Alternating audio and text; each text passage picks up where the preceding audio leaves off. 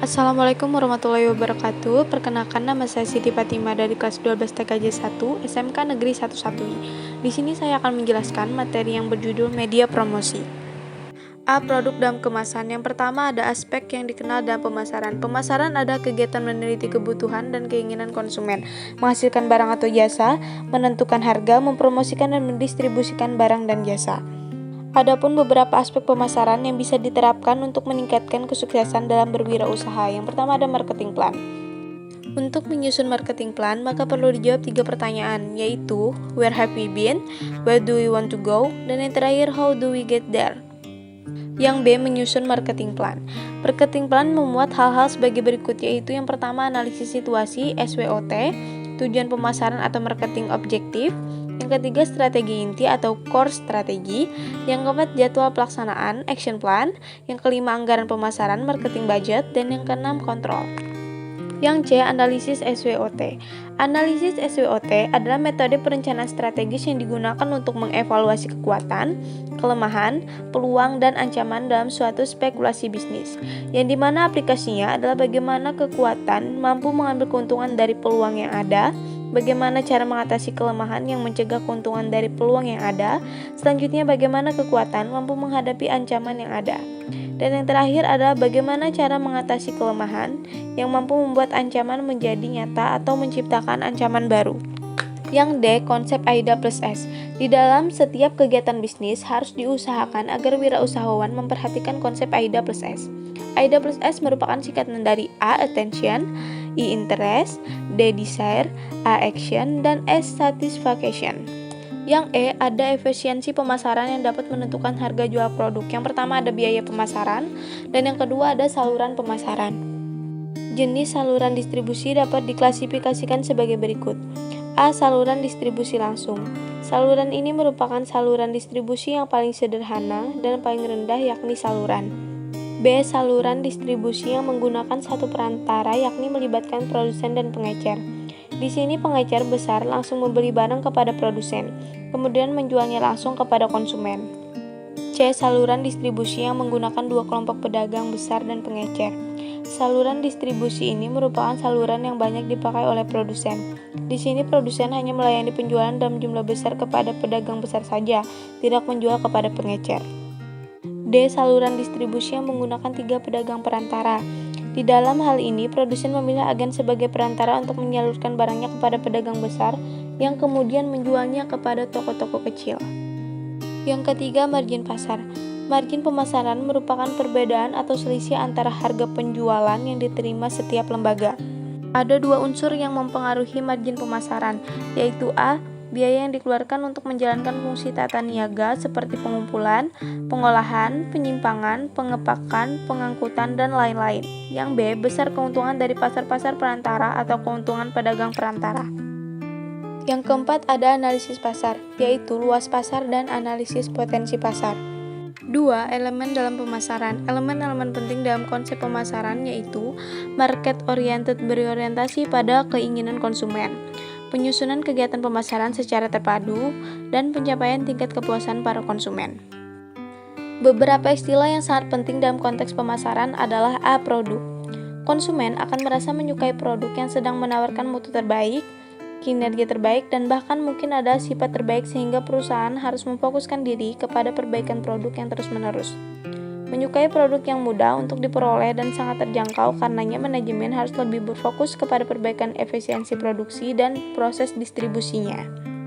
B. Nilai adalah perkiraan konsumen atau suatu produk untuk kepuasan mereka, apa yang sedang dirasakan atau diinginkan, perbedaan antara nilai yang dinikmati oleh para pelanggan karena memiliki serta menggunakan suatu produk, dan biaya untuk memiliki produk tersebut. C. Biaya adalah harga yang harus dibayar oleh konsumen atas produk yang sedang dikonsumsi. D. Kepuasan pelanggan adalah seberapa puas konsumen atas produk yang sedang mereka konsumsi. Yang terakhir, pasar penjualan produk adalah tempat yang berisi semua pelanggan potensial yang memang berniat untuk transaksi terhadap suatu produk. Yang ketiga ada lingkungan pemasaran. Lingkungan pemasaran terbagi menjadi 3, yaitu lingkungan pemasaran mikro, lingkungan pemasaran makro, dan lingkungan pemasaran global. Lingkungan mikro adalah lingkungan yang terdapat pada produsen. Lingkungan mikro diantaranya 1 aspek penyedia, 2 aspek pemasaran, 3 aspek pelanggan, dan 4 aspek pesaing. Lingkungan pemasaran makro yaitu kekuatan masyarakat yang lebih luas dan mempengaruhi seluruh lingkungan mikro pemasaran suatu perusahaan yang mempunyai pengaruh secara tidak langsung terhadap pemasar. Berikut lingkungan yang berpengaruh pada pemasaran makro. Yang pertama lingkungan demografi, lingkungan sosial budaya, 3 lingkungan ekonomi, dan 4 lingkungan politik dan teknologi. Lingkungan pemasaran global yaitu lingkungan perusahaan yang terdiri dari pelaku dan kekuatan di luar pemasaran yang mempengaruhi kemampuan manajemen pemasaran guna mempertahankan dan membangun hubungan yang berhasil dengan pelanggan sasaran. Yang keempat adalah variabel yang tidak terkontrol oleh wirausahawan. Yang pertama ada keadaan persaingan, yang kedua perkembangan teknologi, yang ketiga perubahan demografi, yang keempat kebijakan politik dan ekonomi pemerintah, dan yang kelima sumber daya alam.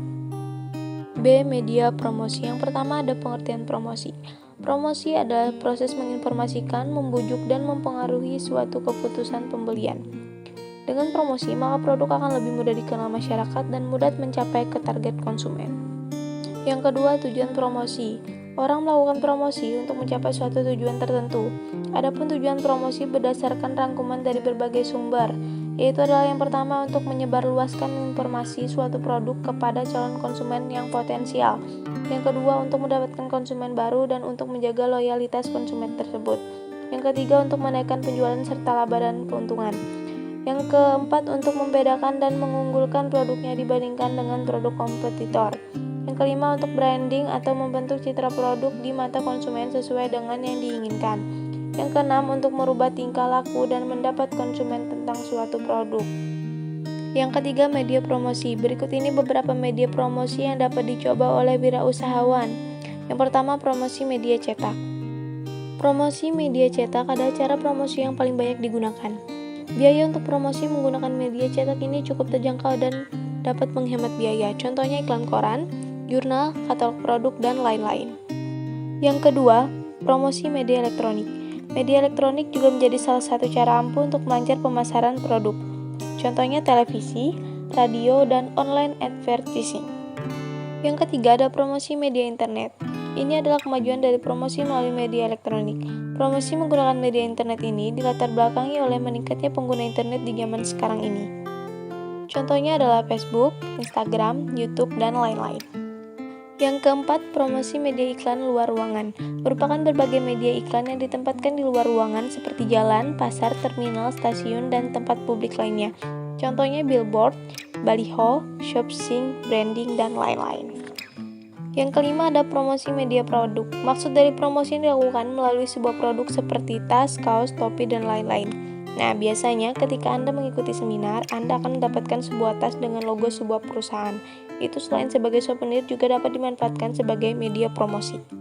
Yang keenam ada tips cerdas promosi dengan Instagram. Pada Mei 2016 lalu, Instagram mengumumkan bahwa mereka akan merilis Instagram for Business. Dengan fitur ini, sebuah bisnis bisa membuat sebuah profil bisnis gratis. Dengan profil bisnis, kita sebagai pemilik bisnis dapat memilih bagaimana kita ingin pelanggan dapat menghubungi kita, baik melalui telepon, SMS, ataupun email dengan tombol kontak dan mendapat petunjuk arah. C. Strategi pemasaran. Yang pertama ada pengertian strategi pemasaran. Strategi pemasaran adalah suatu mindset pemasaran yang digunakan untuk mencapai tujuan pemasaran.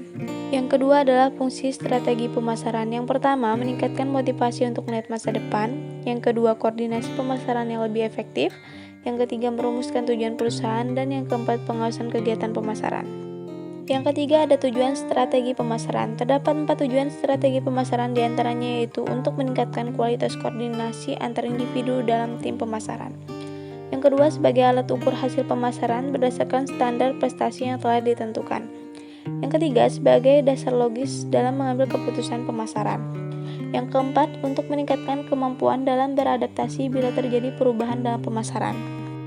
Yang keempat, faktor penyebab terjadinya perubahan strategi pemasaran. Dalam strategi pemasaran, ada beberapa faktor utama yang dapat menyebabkan terjadinya perubahan, yaitu yang pertama, siklus daur hidup produk. Strategi harus disesuaikan dengan tahap-tahap daur hidup, yaitu tahap perkenalan, tahap pertumbuhan, tahap kedewasaan, dan tahap kemunduran. Yang kedua, tingkat persaingan perusahaan di pasar. Strategi pemasaran harus bisa disesuaikan dengan posisi perusahaan dalam tingkat persaingan, apakah dalam kategori memimpin, menantang, mengikuti, atau hanya mengambil sebagian kecil dari ceruk pasar. Yang ketiga, keadaan ekonomi. Strategi pemasaran harus disesuaikan dengan situasi ekonomi.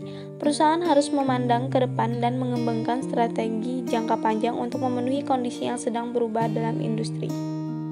5. Konsep strategi pemasaran. Setiap perusahaan memiliki cara tersendiri dalam tahap marketing. Banyak ahli marketing memiliki jargon, kepuasan pelanggan adalah kunci utama. Berikut konsep dalam menentukan strategi pemasaran. A. Segmentasi pasar. Segmentasi pasar adalah kegiatan membagi-bagi pasar yang bersifat heterogen dari suatu produk ke dalam satu satuan pasar segmen pasar yang bersifat homogen. B. Market positioning. Tidak ada perusahaan yang bisa menguasai seluruh pasar. Itulah alasannya mengapa perusahaan harus punya pola spesifik untuk mendapatkan posisi kuat dalam pasar, yaitu memilih segmen yang paling menguntungkan. Misalnya, produk Anda kaos distro. Berarti segmen pasar Anda biasanya kalangan anak muda. Dan untuk itu, Anda bisa melancarkan strategi dengan membuka sebuah toko distro di kawasan yang dipenuhi dengan populasi anak muda. C. Market entry strategi. Ini adalah strategi perusahaan untuk bisa masuk pada segmen pasar tertentu. Beberapa cara yang sering dilakukan adalah membeli perusahaan lain, internal development, dan kerjasama dengan perusahaan lain. D. Marketing mix strategi. Marketing mix adalah kumpulan dari beberapa variabel yang telah digunakan perusahaan untuk mempengaruhi tanggapan konsumen. Beberapa variabel tersebut diantaranya adalah 1. Faktor pasar, 2. Keputusan distribusi, promosi, dan harga serta hubungannya dengan variabel tentang produk, 3. Volume penjualan, 4. Kerangka marketing mix untuk beberapa varian produk, dan 5. Volume penjualan yang dipengaruhi oleh saingan dan perusahaan. E. Timing strategi. Pengusaha harus menjaga waktu, kapan saatnya melancarkan pemasaran barang-barangnya, atau kapan sebuah toko atau restoran harus dibuka. Pemilihan waktu dalam melakukan pemasaran juga sangat penting untuk diperhatikan. Perusahaan perlu melakukan berbagai persiapan yang baik di bidang produksi dan menentukan waktu yang tepat untuk mendistribusikan produk ke pasar. Dan yang keenam adalah jenis strategi pemasaran. Perusahaan perlu menetapkan strategi dasar atau disebut grand strategi atau strategi inti. Beberapa jenis strategi pemasaran diantaranya adalah yang pertama direct selling atau penjualan langsung, yang kedua earned media. Jenis strategi ini justru dilakukan secara tidak langsung. Yang ketiga point of purchase atau POP merupakan strategi marketing dengan cara menempatkan material marketing atau iklan di dekat produk yang sedang dipromosikan. Dan yang terakhir adalah internet marketing. Sekian penjelasan dari saya akhiri. Assalamualaikum warahmatullahi wabarakatuh.